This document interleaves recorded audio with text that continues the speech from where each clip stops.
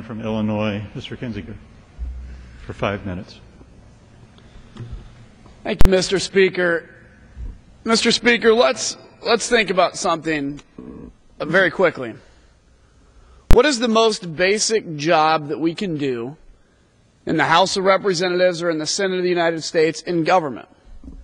One of the most basic jobs we do is to pass a budget, to figure out where we're going to spend money and how we're going to spend money. Yet it has been 799 days today since the other chamber has passed a budget out of the Senate. Since that day, we have added $3.2 trillion in debt to our country, and we've spent $7.3 trillion. Now we're finding ourselves bumping up against this debt ceiling, against the statutory limit of where we can spend and borrow money. We're on this record clip, this record pace to blow through this debt ceiling, and we're here. In 2006, now President Obama stood in front of the Senate and said that raising America's debt limit is a sign of leadership failure. Well, sounds like we're in that position today. 5 years later, we're once again talking about an over $2 trillion increase in our nation's ability to borrow money, which we're tacking on to the responsibility of our kids and our grandkids. Once again, we're back. We have an extreme failure of leadership in this country that is of epic proportions. We know, we look at our budget, we see over $1.5 trillion this year that we are spending that we haven't taken in, and yet we're continuing to haggle about whether we need to just raise taxes or have spending cuts and We have a spending problem in this country. We don't have a revenue problem in this country. We have a problem with how much money we're spending. In January, I'm a new member of Congress. I came here and was sworn in January, and within a couple of days, the President of the United States asked us to increase the debt limit without any corresponding cuts or anything along the line.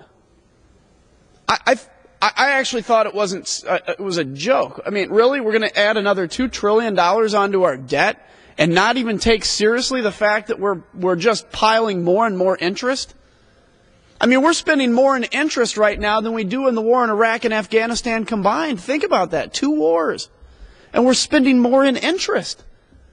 And it's only going to increase every year. I mean, I can tell you the youth of America, the current generation that's in charge in America, is all sitting around saying, at some point, the insanity has to end.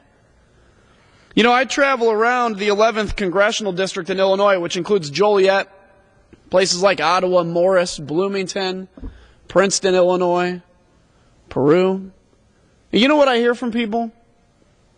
I don't hear them say, Congressman Kinzinger, boy, we sure have a revenue problem in this country, don't we? I hear them say, Congressman, we're spending too much money. We have a spending problem. The President's asking us to increase the debt limit. We have to be willing to have at least as much as we're going to increase the debt limit or more in spending cuts for us to even consider it at this point. It's got to be done. And how best are we going to get out of debt? Yes, we have to have these spending cuts. Yes, we have to get serious about our budgets. But we have to get America back to work. I think it was put well yesterday, Mr. President, where are the jobs? Where are the jobs? Mr. Speaker, I'm asking, where are the jobs? It is time that we get America back to work. We turn people then from tax recipients to taxpayers. And as much as I like to say, where are the jobs, let me ask another question. Where is the leadership? We've got to make tough decisions. It's time that we stand up and say, I'm tired of kicking the can down the road. I wasn't sent to Washington, D.C. to kick the can down the road. I was sent here to be a leader and to make tough decisions. And I can tell you House Republicans are ready to be leaders and make tough decisions. But we have to have willing partners on the other side. I know 2012 is just around the corner. I get it. I understand that. But 2011 is still now.